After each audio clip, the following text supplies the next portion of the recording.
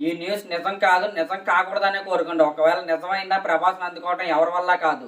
ఆ న్యూస్ ఏంటంటే అంతకంటే ముందు ఈ వీడియో చూడండి.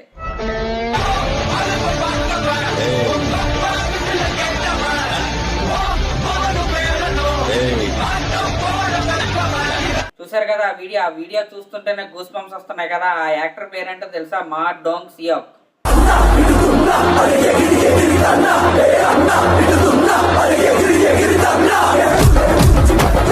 ఓకే, బాగుందా? ఆయన కూడా బాగున్నాడు. ఇప్పుడు ఆ కొరియన్ యాక్టర్ గురించి మాకు ఎందుకు చెప్తాం అనుకుంటున్నారు కదా, చెప్తాను ఆగండి.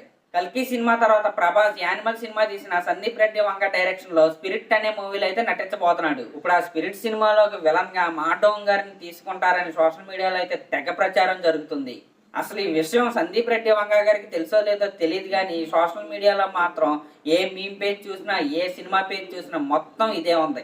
ట్విట్టర్, ఫేస్బుక్, ఇన్స్టాగ్రామ్ మొత్తం అయితే తెగ ప్రచారం అయితే చేస్తున్నారు. ఒకవేళ ఈ న్యూస్ కనుక నిజమైతే ప్రభాస్ ఇప్పటికే పాన్ ఇండియా హీరోగా అయితే ఒక రేంజ్ లో ఉన్నాడు. ఈ సినిమా వీళ్ళిద్దరు కాంబినేషన్ లో కనుక సెట్ అయితే ప్రభాస్ ఇంకా పాన్ ఏషియా స్టార్ గా అయితే ఎదిగిపోతాడు. దాంట్లో ఎటువంటి డౌట్ లేదు.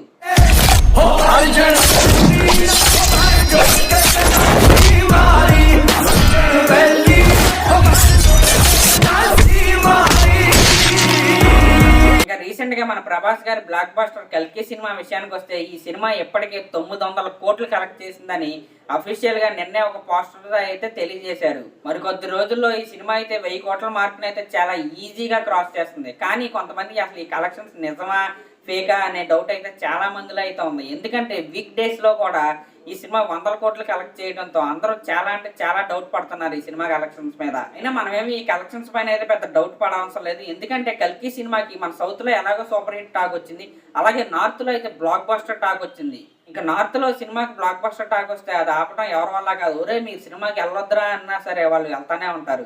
అలాగే మన తెలుగు రాష్ట్రాల్లో టికెట్ రేట్లు పెంచడం కూడా కల్కి సినిమా కలెక్షన్స్ కి అయితే బాగా అంటే బాగా కలిసి వచ్చింది. ఒకవేళ టికెట్ కలెక్షన్స్ పెంచినా సినిమా బాగోకపోతే ఎవరో చూడరు. కానీ జనం తండోపతండాలుగా ఫ్యామిలీలు నేర్చుకుని సినిమాకి వస్తున్నారంటే సినిమాలో దమ్ము లేకపోతే ఓన్లీ టికెట్ రేట్లు పెంచడం వల్ల అయితే కలెక్షన్స్ రావు.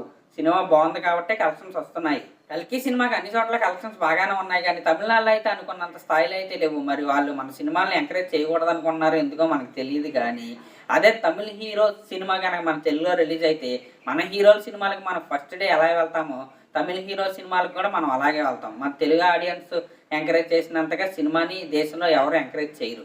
చూసారుగా ఫ్రెండ్స్, ఇప్పటివరకు స్పిరిట్ సినిమా గురించి ఉన్న అప్డేట్ అయితే ఇదే. మీకు ఇంకా ఎలాంటి అప్డేట్స్ ఇంకా కావాలంటే సబ్స్క్రైబ్ చేసుకోండి. Thank you.